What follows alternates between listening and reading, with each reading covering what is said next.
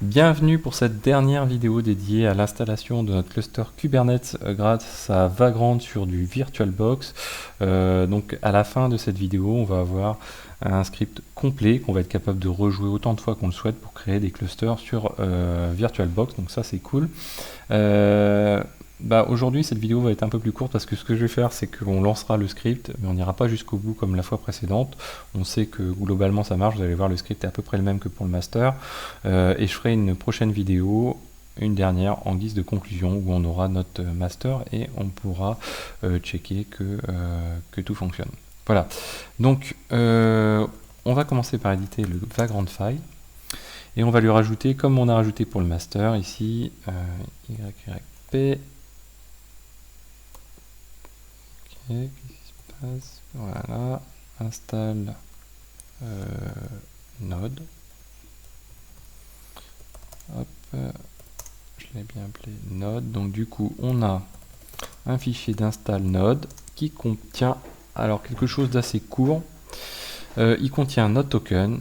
On récupère son hostname, mais on ne va pas s'en servir. On récupère son IP. On va faire un echo start comme on l'a fait lors de la fois précédente pour indiquer le début du commencement de ce script. On va faire un cube ADM reset-f pour cleaner la machine, son attachement à un cluster éventuellement existant. S'il n'existe pas, il n'y a pas d'incidence.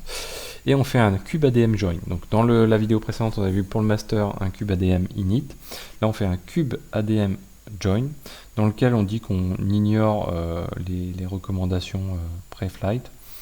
On lui ajoute donc le token, on lui indique l'IP du master, donc là je l'ai écrite en dur, on pourrait potentiellement le faire un peu en automatique.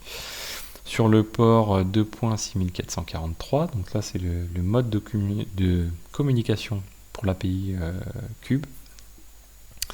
Et on lui passe un --discovery token unsafe skip CA verification, donc en fait on ne vérifie pas le certificat.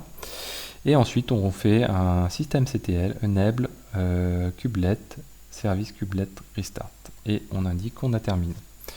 Donc voilà. Qu'est-ce qu'on fait? On fait un vagrant destroy de vagrant destroy de node 1. Alors, was not found. Ok, ah j'avais tout détruit, ok. Et le node 2 peut-être, mais tant mieux si c'est fait. Destroy node 2. Cool. Donc je fais un vagrant up finalement, donc mon master est déjà up. Donc là il va s'occuper simplement de faire le code, le knode 1 et le knode 2. Non, donc c'est bien ce qui me semblait, c'est que on a un petit souci. Destroy node 2. Je suis bête. Destroy knode 1. Yes. Et knode 2. Et on relance le script. Hop. Yes. Et on relance le script. Vagrant up. C'est parti. Donc là, il va checker. Il va faire kmaster. Il va se dire, ah bah ok, c'est bon, il est déjà là, donc je ne fais rien. Donc il ne check pas l'exécution complète du vagrant file sur le keymaster, il vérifie simplement que la machine soit présente. Et ensuite il commence à knode 1, donc là il crée le user vagrant, ça on l'a déjà vu, revu. Et ensuite on va juste checker qu'il lance bien le script, le premier script, et puis on va s'arrêter. Je vais le laisser dérouler et je ferai une deuxième vidéo en guise de conclusion.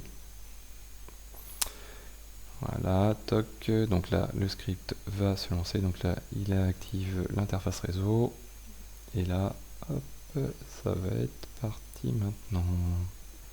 Voilà, et c'est parti, voilà. Donc on va en rester là, n'hésitez pas à vous abonner, venez voir dans la prochaine vidéo si tout s'est bien déroulé, et puis je ferai un très bref récapitulatif, et je vous dis à très bientôt sur Xavki.